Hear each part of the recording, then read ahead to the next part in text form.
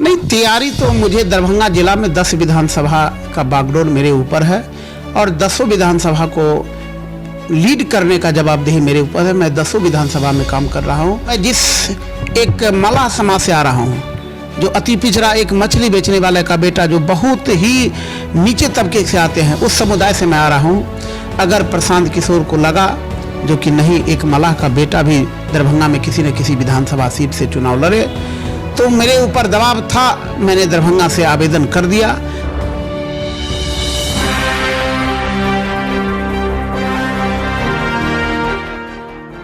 नमस्कार, बिहार मिथिला न्यूज में आपका स्वागत है। मैं हूं मनोज। देखिए, बिहार चुनाव 2025 को लेकर के सभी राजनीतिक दलों ने अपनी अपनी तैयारियां प्रारंभ कर दी हैं। हम बता दें, जहां वाम दलों ने राष्ट्रीय जनता दल पर दबाव डाल दिया है कि हमें इतनी सीटें चाहिए, वही वीआईपी के साथ अब कांग्रेस, सभी ने राष्ट्रीय अपने अपने महागठबंधन पर किया है। अब जन सुराज सीधा तौर पर बिहार के सभी 243 सीटों पर लड़ने की तैयारी है। इसके लिए प्रशांत किशोर दरभंगा आए थे। हमारे साथ जिला अध्यक्ष बिल्टू सैनी जी हैं। प्रशांत किशोर जी दरभंगा आए थे। चुनाव की पहली, अगर कहें तो पहला कदम यह है कि दरभंगा में उन्होंने जनसभा किया, नेताओं के साथ मुलाकात की। क्या कुछ हुआ? मैं आपके चैनल बिहार मिथिला मंच न्यूज में जन स्वराज के साथ इंटरव्यू में मैं मनोज जी, मैं आपका हार्दिक अभिनंदन करता हूं। आपने बहुत बढ़िया क्वेश्चन पूछा कि प्रशांत किशोर जी दरभंगा आए, उसका उद्देश्य क्या रहा।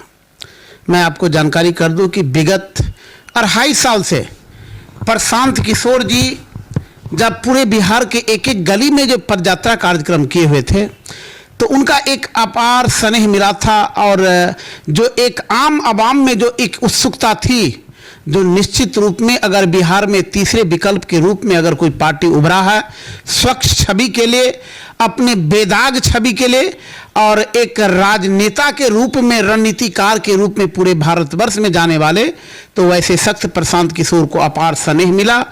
और चूंकि वह पूरे बिहार में हो रहा था, पार्टी का फिर गठन हुआ।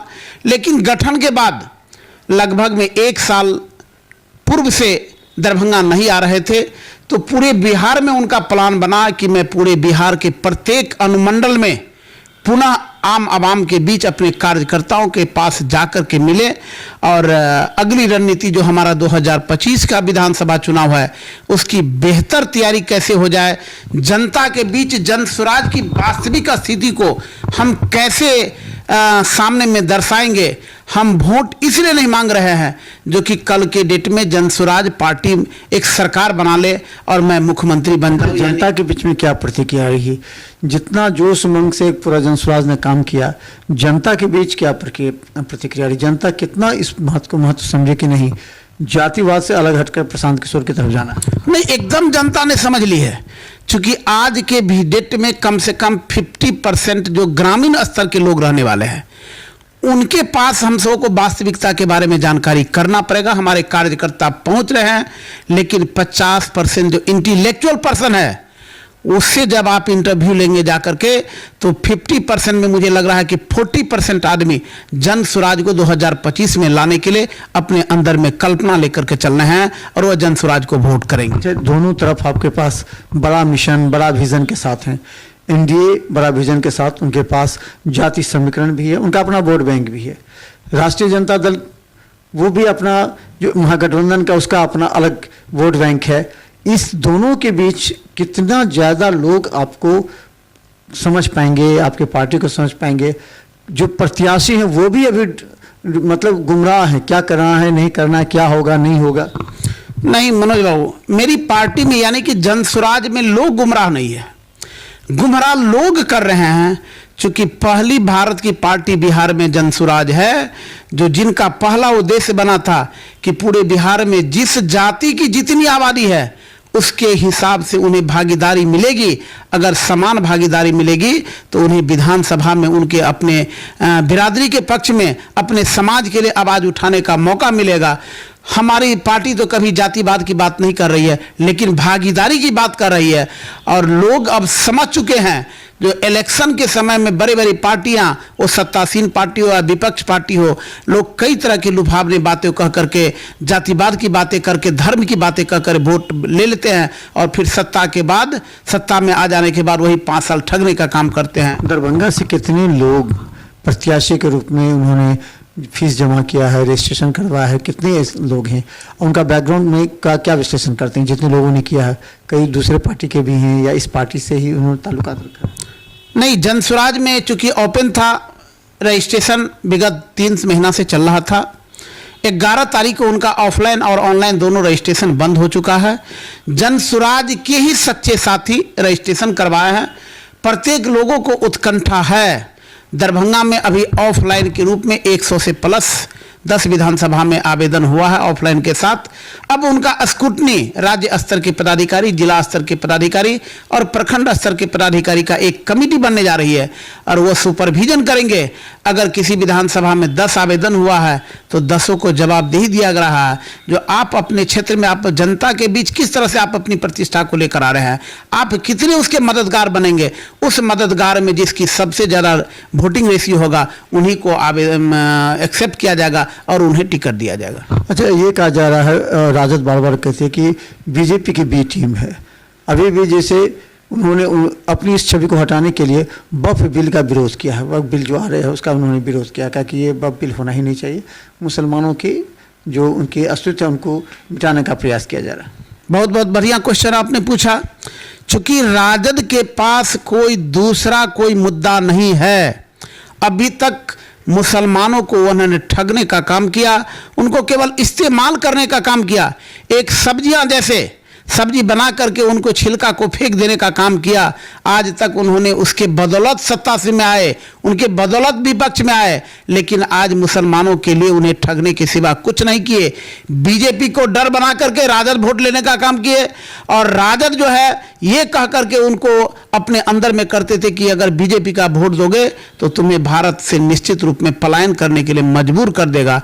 लेकिन अब तीसरा विकल्प आ गया है। केवल जनसुराज ही ऐसी पार्टी है जिसमें मुसलमानों को 100% भरोसा होगा और जो कुछ नहीं किए हैं उन्हें करना होगा। क्योंकि अब समझ रहे हैं कि सब जाति से उठ करके, सब संप्रदाय से उठ करके, अलग नीति से उठ करके जनसुराज अपने लिए काम कर रही है और निश्चित रूप में बिहार में सत्ता में आएंगे। अच्छा, अंतिम सवाल, जिलाध्यक्ष के रूप में आपकी जिम्मेवारी है, क्या लगता है आप संतुष्ट हैं जो आपकी टीम काम कर रही है, जो लोग जनता के बीच में जाकर जनसुराज को मजबूत कर रहे हैं, तो क्या आप संतुष्ट हैं या फिर और बहुत कुछ करने की आवश्यकता है? मैं बहुत ज़्यादा संतुष्ट हूँ। इसलिए मुझे संतुष्टि मिल रहा है कि नई पार्टी होने के चलते पूरे बिहार में 1 करोड़ सदस्य की संख्या किसी भी पार्टी में नहीं था जिसका कि खुला प्रदर्शन हुआ था जो 1 करोड़ सदस्यता बना। अब रहा कि एक कोई भी वैसा वार्ड नहीं है जहां पर जनसुराज के सक्रिय कार्यकर्ता नहीं है। थोड़ा सा नज़दीक आने दीजिए ना, 1-2 महीना के बाद आपके मोहल्ला में, आपके किसी भी गांव में सिर्फ जनसुराज ही दिखेगा। ऐसा जनसुराज का सोच है, इसके कार्यकर्ता में जोश है। मैं एकदम पूरी विश्वास के साथ कर रहा हूं कि जनसुराज सत्ता में आएंगे। सीट भले 2100 आवे, 100 आवे, 150 आवे, लेकिन सत्ता में आएंगे जनसुराज। तो धन्यवाद। जिला अध्यक्ष बिल्टू सनी हमारे साथ हैं और हम बता दें, जनसुराज अपनी लोकप्रियता को बढ़ाने का प्रयास कर रही है। वही एनडीए कम बोल रही है प्रशांत किशोर पर, लेकिन आरजेडी ज़्यादा हमलावर है, क्योंकि आरजेडी को डर है कि अगर प्रशांत किशोर ज़्यादा लोकप्रिय होंगे तो कहीं ना कहीं अल्पसंख्यक वोट काट सकते हैं, जिससे उपचुनाव की तरह इस बार फिर बिहार में जो महागठबंधन है उसको नुकसान उठाना पड़ सकता है।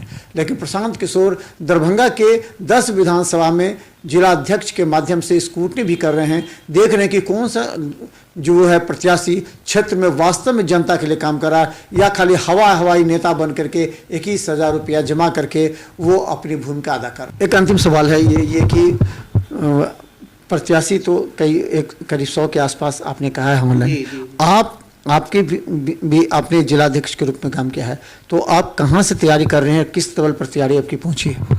नहीं, तैयारी तो मुझे दरभंगा जिला में 10 विधानसभा का बागडोर मेरे ऊपर है और 10 विधानसभा को लीड करने का जवाबदेही मेरे ऊपर है। मैं 10 विधानसभा में काम कर रहा हूँ, लेकिन व्यक्तिगत रूप में चूंकि मैं जिस एक मलाह समाज से आ रहा हूँ, जो अति पिछड़ा एक मछली बेचने वाले का बेटा जो बहुत ही नीचे तबके से आते हैं, उस समुदाय से मैं आ रहा हूँ। अगर प्रशांत किशोर को लगा जो कि नहीं, एक मलाह का बेटा भी दरभंगा में किसी न किसी विधानसभा सीट से चुनाव लड़े, तो मेरे ऊपर दबाव था, मैंने दरभंगा से आवेदन कर दिया। अब राज्य कोर कमेटी को, राज्य कमेटी को यह निर्णय करना है, जिला को निर्णय करना है, क्योंकि मैं भी आवेदन के बाद एक सामान्य रूप में मैं अब एप्लीकेंट हूँ। तो अगर क्षेत्र में काम कर रहे हैं, दरभंगा शहरी विधानसभा में अपना टीम बना रहे हैं। हाँ, दरभंगा में 48 वार्ड में और 8 पंचायत में मेरी काम हो रही है। प्रत्येक वार्ड में, प्रत्येक पंचायत में एक एक वार्ड पर जो है 5, 7, 10, 20 की संख्या में सक्रिय जुझारू कार्यकर्ता बन रहे हैं।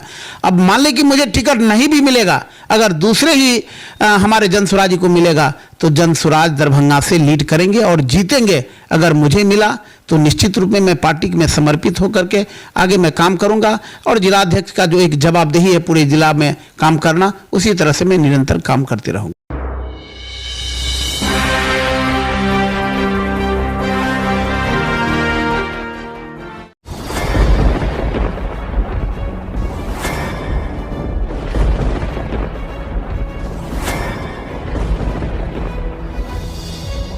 हम जीविका के सीआरपी छी 10 साल 12 साल से, एको गो पाई न हमरा के दरमाहा घरे घरे। संदेश देता है कि या प्रशासनिक अधिकारी सही तरह से एक्टिव नहीं है, या फिर नीतीश सरकार कंट्रोल नहीं कर पा रही है। ये सरकार में कमी है, जो सर सरकार जो कंट्रोल नहीं कर पाती है सर, बाकी जो भी है सब एक ही तरह। मनोज बाबू, आप फटे दूध से छाली निकालने वाले लोग हैं, ब्रेकिंग न्यूज के मास्टर हैं।